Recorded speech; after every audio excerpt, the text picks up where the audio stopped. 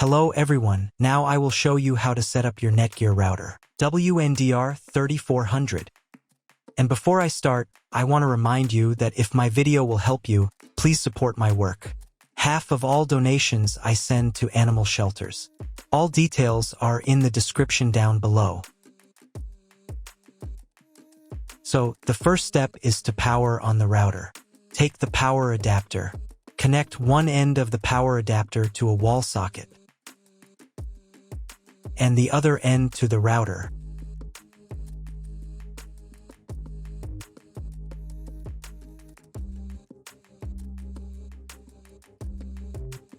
And the other end to the router.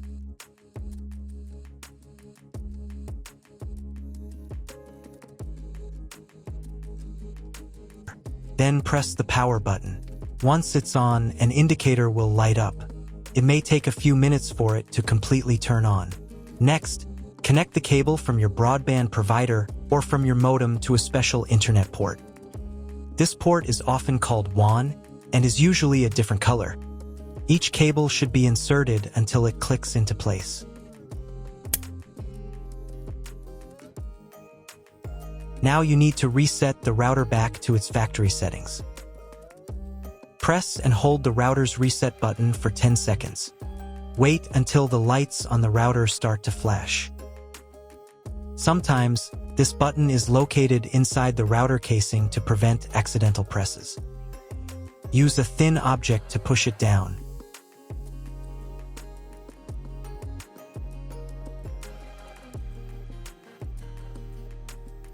The router will restart, and all the settings will go back to their original factory settings. Plug one end of the Ethernet cable provided with the router into an Ethernet port.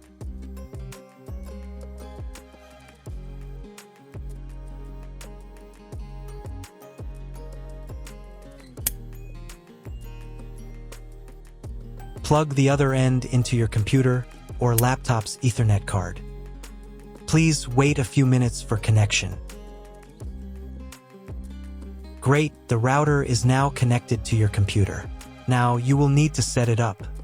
But before we begin, I will demonstrate an alternative way to connect the router if you don't have an Ethernet cable or your computer doesn't have an Ethernet port. Just connect the router to the power adapter and the cable from your internet provider. This will enable Wi-Fi. If the router is new and has never been configured, the Wi-Fi network will be named as your router. Your router has a unique Wi-Fi network name and password that is printed on a label. Connect to it. Great job connecting to the router. Now let's move on to the setup process. First, open your web browser and visit the URL you see on the screen. Use the URL bar instead of the search bar. Then click here.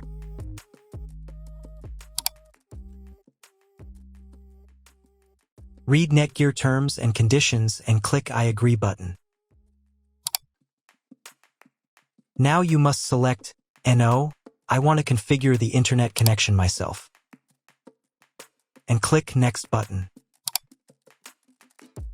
And then click OK.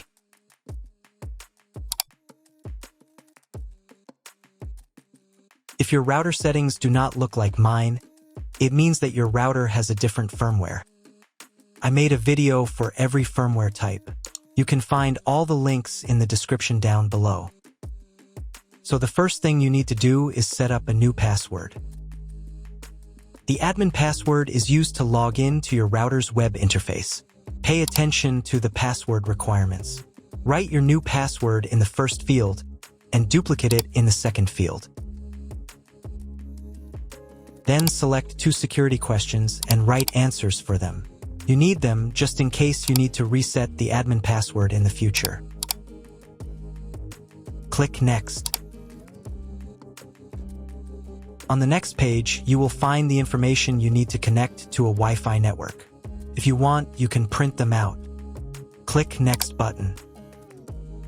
If the router has not been updated for a long time, The next page may automatically start the firmware update process.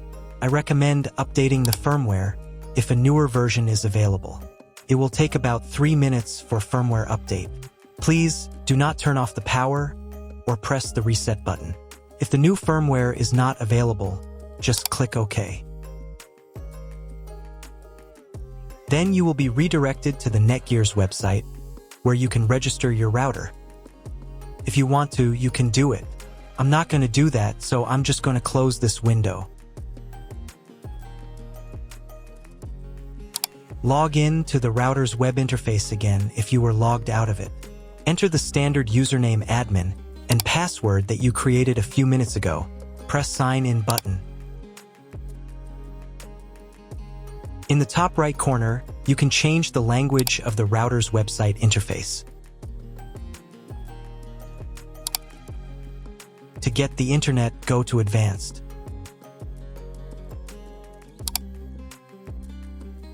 Setup Wizard. Press No, I want to configure the router myself. Then press Next button.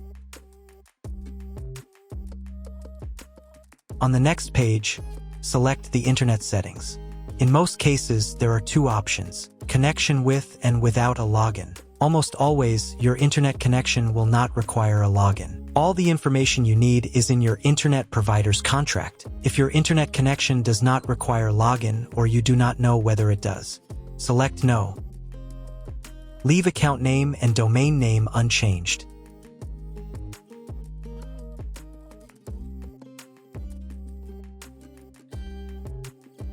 Then in Internet IP address section, choose Get Dynamically from ISP.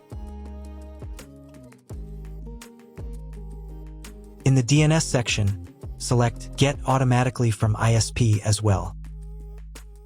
If your internet service provider only allows access to a specific MAC address, you must copy the MAC address of the main computer. If you are unsure of these settings, choose Use Default MAC Address. Check again that your settings are the same as mine. And click Apply. In most cases, it is not necessary to clone the MAC address. But if you can't get the internet connection after quick setup, later in the video I will show you how to clone MAC address. Now you need to reboot the router. Go to Advanced. Advanced Home. Click on the Reboot button. And click OK. After the reboot, wait a few minutes and try to Google something. If it doesn't work, check all the cables. They must be connected correctly. Then log into the router control panel again.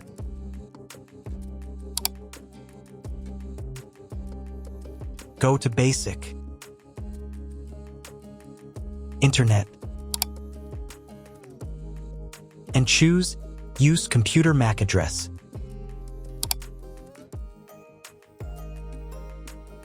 Click Apply button. And then reboot router again.